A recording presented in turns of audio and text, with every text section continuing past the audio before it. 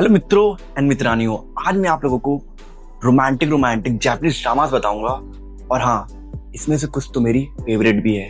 तो बताता हूँ कौन कौन सी वो ड्रामा है। मुझे लगता है कि आजकल आप लोग कोरियन चाइनीज ड्रामास देख करके बोर हो चुके हो, तो इसलिए मैं अपने लिस्ट की फेवरेट ड्रामास जापानीज लेकर के आया हूँ जो मुझे अच्छी लगी है डेफिनेटली। और हाँ, आप लोग भी कहीं ना कहीं इस ड्रामास को देखोगे तो आप लोगों को भी पसंद आएगी।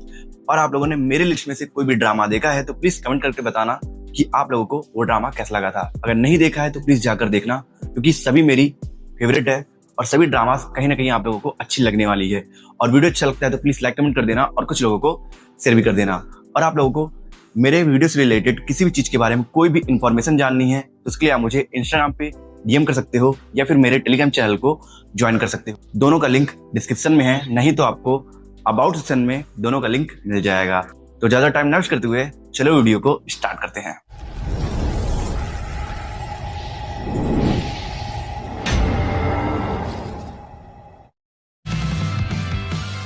नाओकी फुजितानी रॉक म्यूजिक इंडस्ट्री का वो चमकता सितारा एक नया बैंड बना रहा है। हमारी 10 नंबर पे ड्रामा है ग्लास हार्ट। ये एक ट्रेमेंडस म्यूजिकल रोमांटिक ड्रामा है जो म्यूजिकल शोडाउन पर बेस्ड है। और इस ड्रामा में जो स्टोरी है, जो म्यूजिक है और जो म्यूजिकल शोडाउन है वो तुम्हें इतना ज्यादा हुक करके रखने वाला है कि एक बार इस ड्रामा को देखना शुरू किया तो there is no turning back. इस ड्रामा में स्टोरी दिखाई गई है टैलेंटेड ड्रमिस्ट अकाने साइजो की, जिसे उसके कॉलेज बैंड से बहुत ही अनफेयर तरीके से बिना कोई रीजन के निकाल दिया गया था। पर लकली उसका टैलेंट एक बहुत ही फेमस म्यूजिकल प्रोडिजी नोकी फुजितानी का अटेंशन ग्रैब कर लेता है। इसीलिए नोकी फुजितानी उसे अपने नए बैंड 10 ब्लैंक में रिक्रूट कर लेता है, जिसके बाद ये 4 लोगों का बैंड अपने टैलेंट और नोकी के मास्टरपीस कंपोजिशन की वजह से सुपर पॉपुलर हो जाता है, जिसकी वजह से एक ओवर कॉन्फिडेंट सिंगर तया शिंजाकी बहुत ज्यादा जेलस हो जाता है। इसलिए वो नोकी फुजितानी को म्यूजिकल शोडाउन के लिए ओपन चैलेंज कर देता है। इस शोडाउन का फैसला पब्लिक वोट के थ्रू होगा। और क्योंकि नोकी को खुद पर भी और अपने बैंड पर भी बहुत भरोसा था, इसलिए वो इस चैलेंज को एक्सेप्ट कर लेता है। पर आगे चलकर इनके बैंड में कुछ ऐसा होता है कि उनके बैंड में पर्सनल रिफ्ट क्रिएट हो जाता है और उनके बैंड का बॉन्ड टूटने लगता है। तो अब क्या नोकी अपने बैंड को स्टेबल रखकर इस कंपटीशन को जीत पाएगा या नहीं, ये जानने के लिए आपको देखना होगा इस अमेजिंग म्यूजिकल ड्रामा को, जिसे आप हिंदी डब्ड में नेटफ्लिक्स पर देख सकते हो। नहीं, मेरे खाना बात मेरी नहीं तुम्हारी है। बस कुछ पल वैसे ही ठहर जाओ प्लीज। 10 ब्लैंक बैंड खत्म हो जाएगा। किस्मत से हम दोबारा मिल गए हैं ना। बिल्कुल। आपने नोटिस किया जब मेरा हाथ टकराया था आपके हाथों से? मुझे सुकून देने वाला टच बहुत पसंद है। तुम मुझसे शादी करोगी ना? हमारी 9 नंबर पे ड्रामा है मिस टारगेट। एक एवरेज सी रोमांटिक कॉमेडी ड्रामा है जो फेक मैरिज के कॉन्सेप्ट पर बेस्ड है, जिसे देखने में आपको कॉन्फिडेंस क्वीन वाली वाइब मिलेगी। इस ड्रामा में स्टोरी दिखाई गई है एक कॉन आर्टिस्ट साकुरा की, जो यूजुअली ऐसे मर्दों को अपना टारगेट बनाती है जो सोसाइटी में उल्टे सीधे काम करके भारी पैसा बना रहे हैं। बेसिकली साकुरा ऐसे मर्दों को अपने प्यार में फंसाती है और शादी का झांसा देकर उनके पैसे को लूट लेती है, और इसलिए वो पुलिस के बीच मिस टारगेट के नाम से फेमस हो गई है। पर अब साकुरा मैरिज फ्रॉड करके परेशान हो गई है और वो सच में शादी करके सेटल होना चाहती है। पर प्रॉब्लम वाली बात यह है कि इतने सारे फेक मैरिज की वजह से उसकी एक्सेप्टेशंस अपने होने वाले हस्बैंड से बहुत ज्यादा बढ़ गई है, जिसकी वजह से ढूंढने से भी अब उसे अपना मनचाहा लड़का नहीं मिल रहा है। और वहीं दूसरी ओर पुलिस भी मिस टारगेट को पकड़ने का पूरा प्लान बना रही है। तो अब क्या साकुरा अपने डिजायरेबल हस्बैंड को ढूंढने में कामयाब हो पाएगी या नहीं, और एक फॉर्मर कॉन आर्टिस्ट से क्या कोई लड़का शादी करेगा भी? पहले ये जानने के लिए आपको देखना होगा इस रोमांटिक कॉमेडी ड्रामा को, जिसे आप हिंदी डब्ड में देख सकते हो। कोई अपने दोस्त के साथ ऐसा करता है क्या? मेरी जिंदगी की हर नाकामी सिर्फ तुम्हारी वजह से है। मेरे दोस्त नीचे कूद गए। हमारी 8 नंबर पे ड्रामा है मैरी माय हस्बैंड। ये एक interesting romantic mystery thriller drama है जो आपको बिल्कुल ही फ्रेश और यूनिक प्लॉट से एंटरटेन करेगा, ऐसा मैं बोलने वाला था। पर क्योंकि इस ड्रामा का कोरियन वर्जन ऑलरेडी हिंदी में अवेलेबल है, इसलिए मैं ऐसा नहीं बोलूंगा। पर भले ही दोनों ड्रामा सेम कॉन्सेप्ट पर बेस्ड है, पर इन दोनों ड्रामा के टोन में जमीन आसमान का फर्क है। जहाँ कोरियन वर्जन में स्टोरी रिवेंज पर सेंटर्ड है और वही जापानीज वर्जन रिवेंज से ज्यादा सेल्फ इम्प्रूवमेंट और इमोशनल डेप्थ पर सेंटर्ड है। इस ड्रामा में स्टोरी दिखाई गई है मीसा की, जिसे रिसेंटली पता चलता है कि उसे कैंसर है और उसके पास जीने के लिए ज्यादा टाइम नहीं बचा है। और मीसा इस न्यूज से उबर पाती उससे पहले ही वो अपने पति और अपनी बेस्ट फ्रेंड को रंगे हाथ हम बिस्तर होते हुए पकड़ लेती है और उसका पति अपनी गलती पर पर्दा डालने के लिए मीसा का मर्डर कर देता है। पर मरने की जगह वो पता नहीं कैसे समय में 10 साल पीछे चली जाती है और यहीं से कोरियन वर्जन और जापानीज वर्जन में चेंजेस आता है। तब ये चेंजेस क्या है ये जानने के लिए आपको देखना होगा इस ड्रामा को, जिसे आप Amazon प्राइम वीडियो पर हिंदी डब्ड में देख सकते हो। मैं करूंगा तुम्हारी मदद। चलो इन कमीनों को सबक सिखाते हैं। मैं नई शुरुआत कर सकती हूँ। रेना, जो तुमने किया वो सूद समेत वापस करूंगी। मुझे पसंद हो। उसे स्कूल के सबसे मशहूर लड़के की ओर से लेटर मिला, सितोयामा। पर क्या सिर्फ दोस्ती के लिए था? वो उसे अपनी असली फीलिंग नहीं बता पा रही थी, तो उसने एक नकली डायरी का सोचा। हमारी 7 नंबर पे मूवी है अवर सीक्रेट डायरी। ये एक super cute high school romantic comedy movie है जिसे 7.4 की IMDb रेटिंग मिली है। इस मूवी में स्टोरी दिखाई गई है एक हाई स्कूल लड़की नाजुमी की, जो बहुत ज्यादा शाय है और अपने साइनेस की वजह से ही वो अपने फीलिंग्स को एक्सप्रेस नहीं कर पाती है। और फिर एक दिन उसे अपने स्कूल डेस्क पर एक लव लेटर मिलता है जिसमें लिखा होता है आई लाइक यू। और इस लेटर को स्कूल के सबसे हॉट लड़के जून ने लिखा था, इसलिए नाजुमी इस लेटर का रिप्लाई दे देती है और धीरे धीरे इन लेटर्स के थ्रू इन दोनों के बीच बात शुरू हो जाती है। और जितना ये दोनों इन नोट्स के थ्रू अपने फीलिंग्स को शेयर करते हैं उतना ही ये दोनों एक दूसरे की ओर अट्रैक्ट होने लगते हैं। और इस स्टोरी में एक ट्विस्ट है और वो ये है कि जून ने उस लव नोट को नाजुमी के लिए नहीं बल्कि उसकी बेस्ट फ्रेंड इरिनो के लिए लिखा था। और नाजुमी ये बात जानते हुए भी जून से इरिनो बनकर बात को कंटिन्यू रखती है। तब क्या होगा जब जून को नाजुमी की रियलिटी के बारे में पता चलेगा और नोट्स के थ्रू स्टार्ट हुई इस लव स्टोरी की एक हैप्पी एंडिंग होगी या पेनफुल एंडिंग, ये जानने के लिए आपको देखना होगा इस इमोशन से भरी रोमांटिक कॉमेडी मूवी को, जिससे आप हिंदी फैन डब्ड में देख सकते हो। करिश्मे वाकई होता है, इसीलिए तो हम दोनों मिल पाए।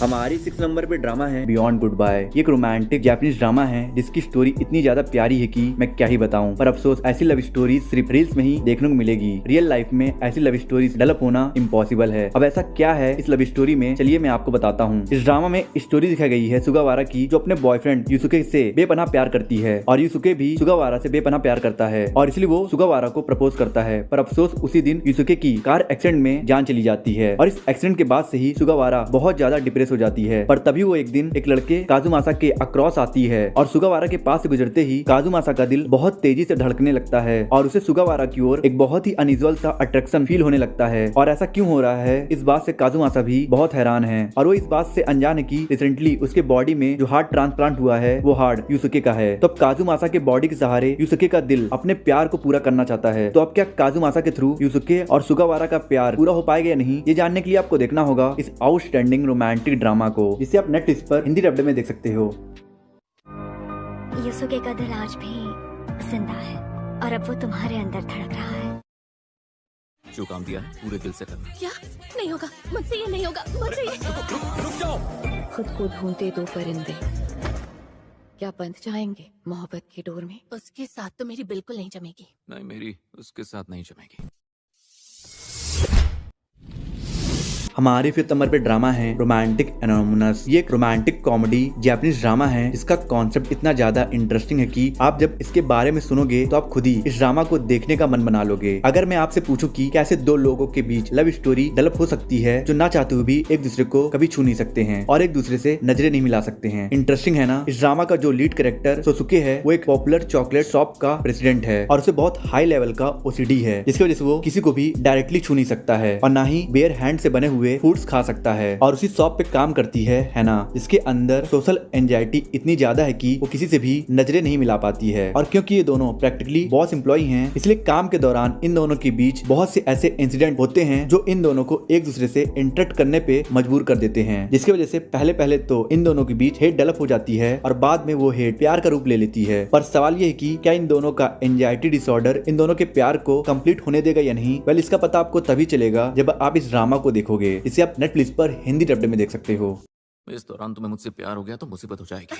नहीं नहीं नहीं, ऐसा तो कभी नहीं होने वाला।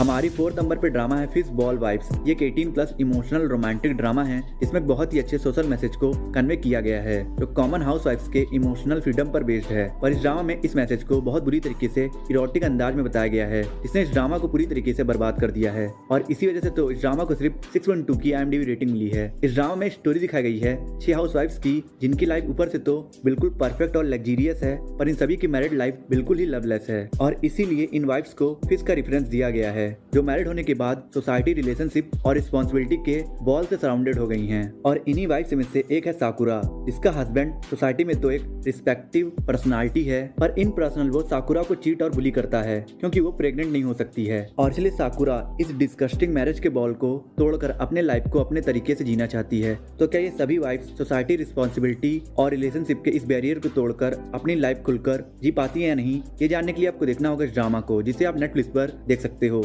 मुझे पता था तुम्हें जाने ही क्यों दिया। मैं भी चाहती थी कि कोई मुझसे ऐसे प्यार करे। क्या तुम पहली डेट में ही लड़कों के इतना करीब आ जाती हो? और मुझ जैसे लोगों के साथ भी? तुम मुझे काफी प्रोफेशनल लगती हो।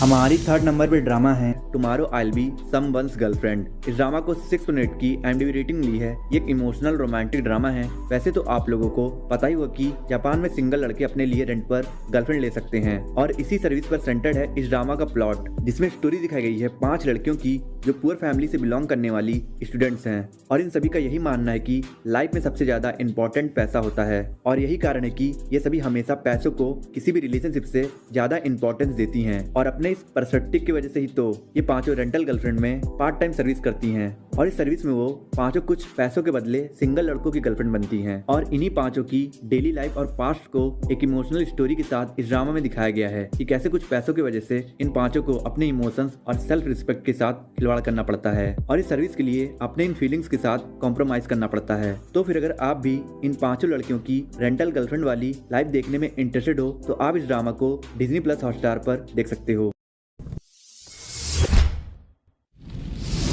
हमारी 2nd नंबर पे ड्रामा है फर्स्ट लव जो एक जापानीज ड्रामा है। इस ड्रामा को 8.2 की IMDb रेटिंग मिली है। अगर मैं आप लोगों से पूछूं कि what's make first love so special तो आप लोग बोलोगे कि फर्स्ट लव स्पेशल इसलिए होता है क्योंकि वो हमारा पहला एक्सपीरियंस होता है। पर according to me first love इतना स्पेशल इसलिए होता है क्योंकि हमें पहली बार अपनी लाइफ में कोई इतना ज्यादा स्पेशल लगने लगता है कि हम उसके लिए अपना सब कुछ सेक्रीफाइस कर सकते हैं। और ऐसे ही फर्स्ट लव पर बेस्ड है इस ड्रामा का प्लॉट। इसमें स्टोरी दिखाई गई है यही और हारुमिची की जिन्हें अपने हाई स्कूल में एक दूसरे से बहुत डीप लव हो गया था पर ग्रेजुएशन के बाद ये दोनों अपने करियर पर फोकस करने के लिए ये सोचकर सेपरेट हो गए थे कि ये दोनों लॉन्ग डिस्टेंस रिलेशनशिप से अपने प्यार को चलाएंगे। पर उसके बाद हारुमिची डिफेंस में चला जाता है और यही टोक्यो चली जाती है। फिर सरकमस्टेंसेस ऐसे हो जाते कि ये दोनों 20 साल तक एक दूसरे से बात नहीं कर पाते हैं और पूरे 20 साल के बाद जब किस्मत दोबारा से इन दोनों को मिलाती है तो इन दोनों की जिंदगी में बहुत कुछ बदल चुका होता है। तो अब क्या इन दोनों का ये अधूरा प्यार पूरा हो पाएगा या नहीं, ये जानने के लिए आपको देखना होगा नेटफ्लिक्स पर अवेलेबल इस ड्रामा को।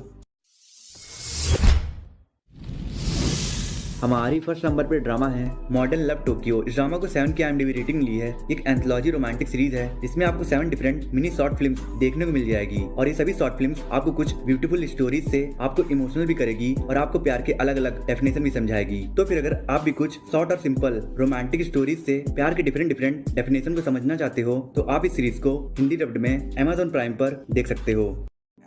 आई होप सो आपकी वीडियो काफी ज्यादा अच्छी लगी होगी। अच्छी लगी तो लाइक कर दो, कमेंट कर दो और वीडियो पे नए हो तो प्लीज इस चैनल को सब्सक्राइब कर देना और लाइक कमेंट कर देना और कुछ लोगों को शेयर भी कर देना और प्लीज सब्सक्राइब करके बेल आइकन प्रेस कर देना और मैं मिलता हूं आपसे नेक्स्ट वीडियो में। अगर आपको top 10 upcoming Hindi dubbed Korean and Chinese drama के बारे में जानना है और top 10 best Korean and Chinese drama देखना है हिंदी डब्ड में तो मेरे एंड सीन पे वीडियोस हो रही है, आप इन दोनों वीडियोस को देख सकते हो।